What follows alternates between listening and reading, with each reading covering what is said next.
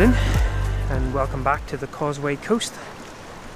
And days like this, I love being out with a camera. Now you might probably look around and go, Nigel, have you lost the plot? It's quite overcast, quite sort of benign conditions. But a day like today where, you know, the conditions really aren't going to change that much, it kind of affords you a real moment just to enjoy being with a camera. Absolutely no expectations. And I do think that's an important aspect of being a photographer. Quite often, especially when we go to a location that we've maybe seen on social media or that we've kind of had our heart on, very few times in my experience anyway do the expectations meet the reality. So a day like today where there's zero expectations from my perspective, it's just lovely to be out with a camera and lovely to know that the conditions aren't really going to change that much, so we can just have a little bit of a play. So I'm just sort of a little bit of an inlet. There's a little bit of a swell actually going on here, so I might see whether there's something to be had, maybe with a slightly longer shutter speed, sort of with some of those colourful rocks, the lichen and the seaweed, but maybe just some of that swell going past. But let's see what we can make of it. But yeah, days like this, I quite enjoy.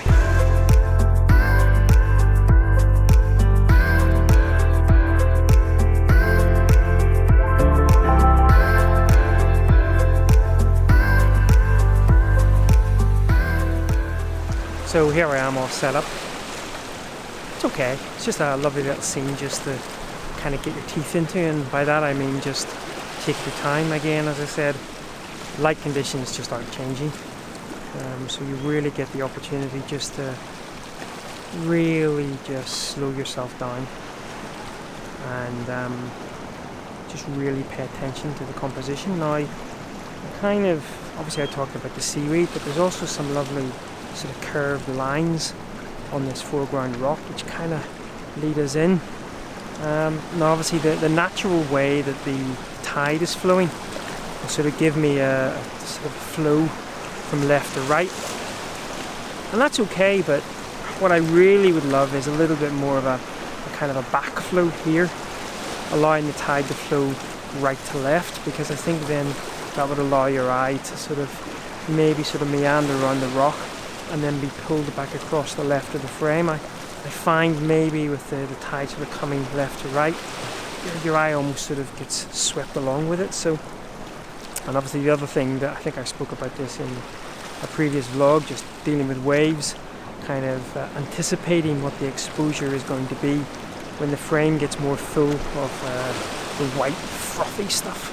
So I'm kind of underexposing by about quarter, sort of 2/3 of a stop or so, and then looking to see whether any of those waves fall back on themselves, and that's, I think, what would make a slightly stronger image. But just lovely sitting and listening to that sort of very gentle, reasonable swell every so often, but nice and calm.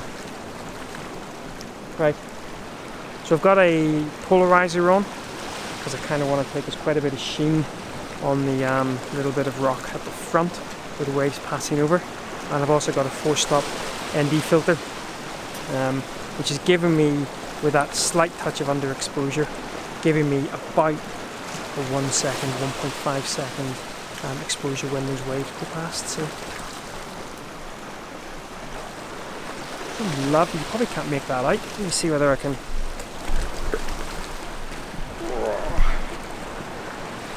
Yeah, you probably can't make that out. Some absolutely lovely clouds over Rathlin, really sort of fluffy sort of textures, but all a little bit bright, all a bit far away. Right, I'm going to carry on shooting here, see whether we can get something, and then we'll go for another little meander.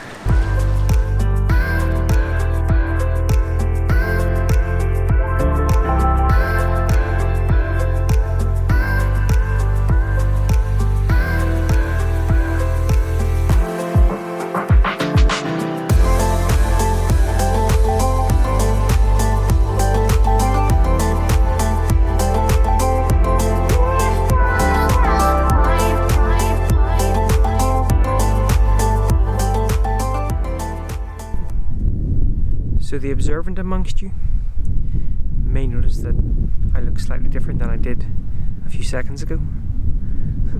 It's actually a couple of weeks later. Not long after I had set up that previous shot, the ball head on my very expensive, really right stuff BH55 ball head decided to completely explode.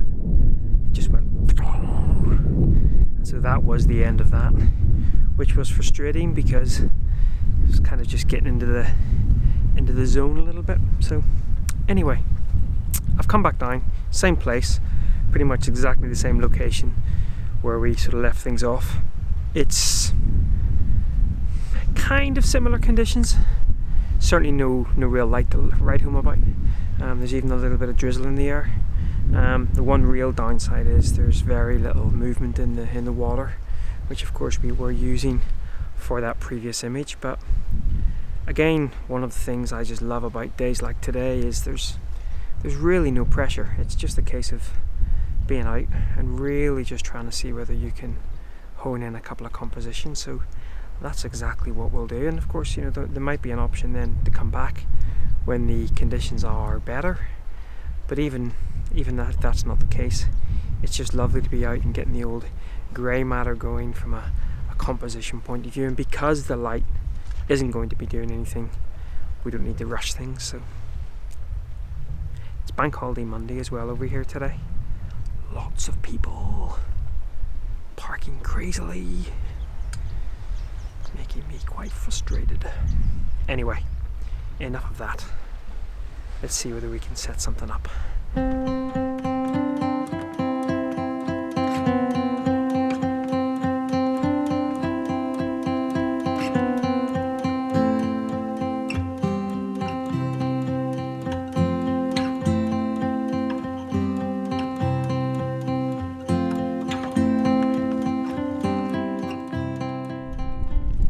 So one of the absolute benefits of following this approach, where you just go into an area with a completely open mind and you spend quite a lot of time in the area, is your eyes really start to pick up things that you really would just walk on past. And that's exactly what happened here.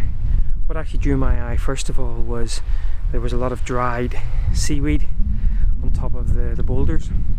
It was the really sort of almost petrified stuff, the really white stuff that sort of drew my eye, and I was kind of looking to see whether anything was going to work there, but maybe I'll go back to it. But then as I sort of walked around, I saw another one where we had sort of some of these little, there was a little yellow buttercup and the green ferns, and then again another dried bit of seaweed just sort of curving up through the image, and that's what we ended up just looking at. So camera kind of just here pointing down, probably out at about 100 mil actually.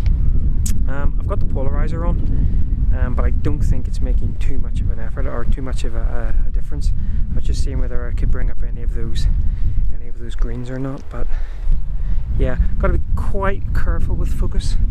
I haven't yet, but I'll probably focus stack just to give myself a little bit of margin of error. But yeah, just love little scenes like that. And I'm not too sure whether the video that I recorded from down here last week, but you may not have seen yet, or you may have seen, kind of had a similar-ish image. If you haven't seen it, that doesn't make sense.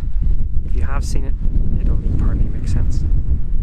Right, I'm going to carry on shooting here in a cell, probably do a focus stack, probably do 4 focuses throughout the image. See, the other problem that I'm faced with is because I don't have my ball head, I'm having to use one of these just like lever head things, and you kind of can't get, I would love to get right flat above it looking down, but I've got a slight tilt, which means the focus plane will be sort of falling off. So yeah, I'll probably do a 3 or 4 focus stack now, but quite like that. So just another thing as well, I'll put up the frame as it's pointing down. So I've been quite sort of, just a couple of things to talk about the actual composition. So one of the first things is bottom right hand corner, there's a wider than most rock, which isn't ideal because it's kind of where I want the composition to be. So I'm already thinking I'll probably have to maybe put a little bit of a sort of a reduction in exposure on that in post. The other thing as well is I've been very specific about where I've placed the ferns, and I want those coming in from the corners and going out from the corners as well. Now I've got quite fortunate here that obviously the way the leaves are actually positioned, they actually do fit where they're coming in at the bottom of the frame and kind of going out at the top of the frame. But yeah, just a couple of little things that I'm paying attention with, and again, that's one of the wonderful things about just slowing yourself down, not really having any particular expectations, and really just working a particular composition. You really do just spend a lot more time, hopefully, getting it closer to what you want it to be. So cool.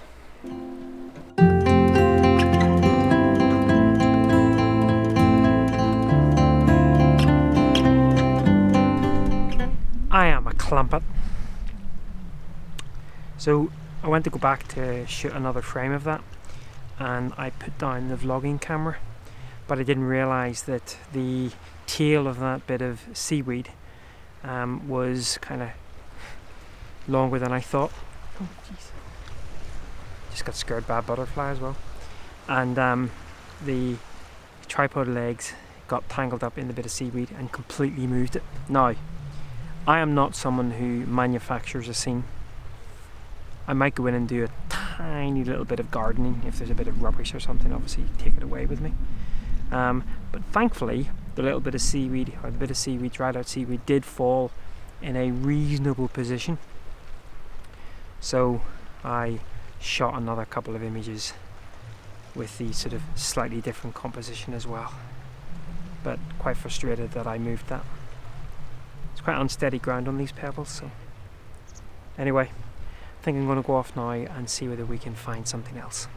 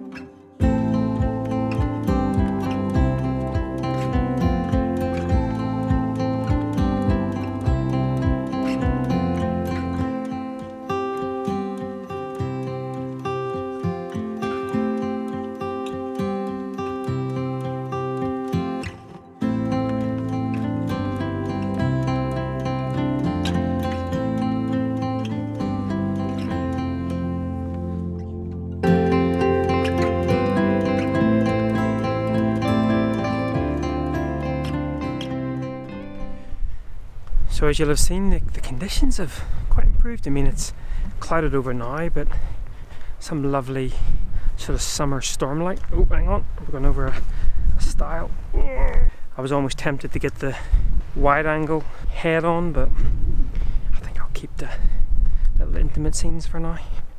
So this actually reminds me of the Ferry Glen, if you've ever been, on Skye, which is a very nice area indeed.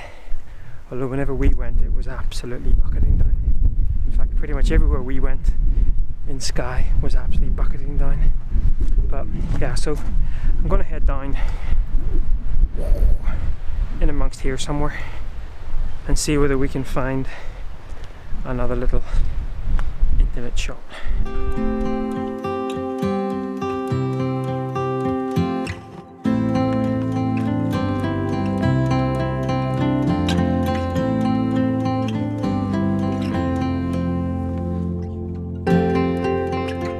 So I've been down here now for about 45 minutes, just sort of mooching about. I was over actually sort of the far side and playing about a little bit with some of the sort of lines and the patterns in the rocks, and it just so happened that there was a little pebble that had got lodged in one of the little crevices, but I just couldn't really get it to work. So I've come over to the water's edge, and the first thing that really sort of drew my eye was the green luminescence of the seaweed and the moss on those rocks. And then I actually said, rather than just getting the camera straight out, I actually sat and watched how the waves were actually flowing around, because there's sort of some optimal position, or there's some optimal composition, just to sort of really emphasize that flow.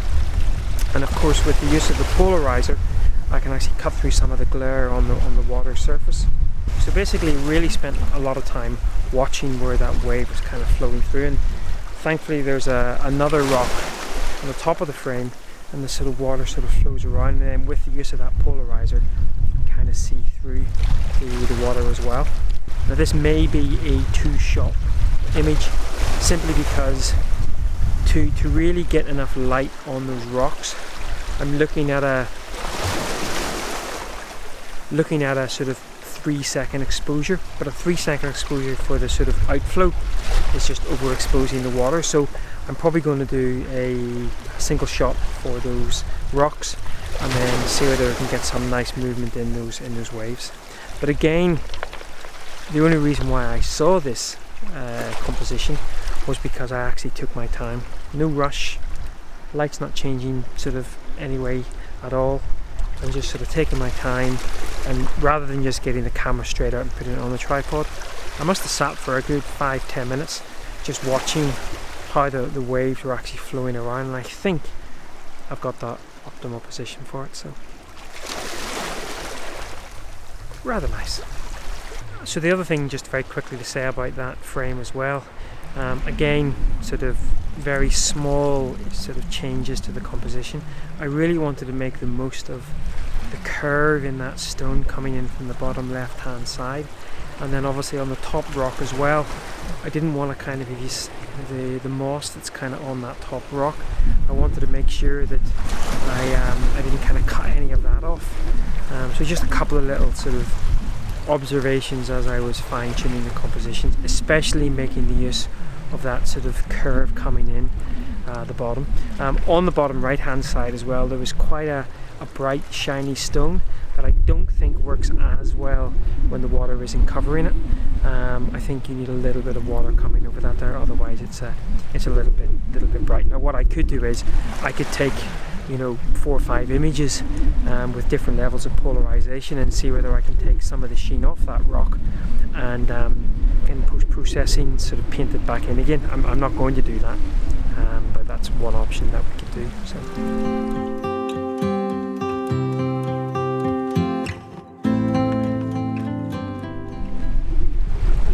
Right, well, I've been out and about just bimbling probably no more than about a mile's walk along the coast here for the last 5 hours, and I just love days like this. No agenda, it's just really a case of just getting out with the camera and just enjoying it. Let's face it, guys, that's what it's all about, just getting outside and making some images. And as I say, the whole point of today wasn't about sort of coming home with a bunch of images and posting them up and whatever. Yes, it'd be nice if there was something in there that worked and I was pleased with, but it was really just getting out with a camera, just running through some of the processes, and more importantly, really slowing down and just watching or just looking out for those little intimate compositions. I don't think you can just rush into a scene and expect to see those intimate compositions. I think you need to spend time in an area, and that's why days like this here are so vital in my own photographic journey. Right, my stomach tells me it's tea time, so I'm gonna wander back that way. It's probably about a mile's walk back to the car, and then probably about 20 minutes back to the house. That was fun. Okay guys, until next time, thanks for watching and take care. Bye bye.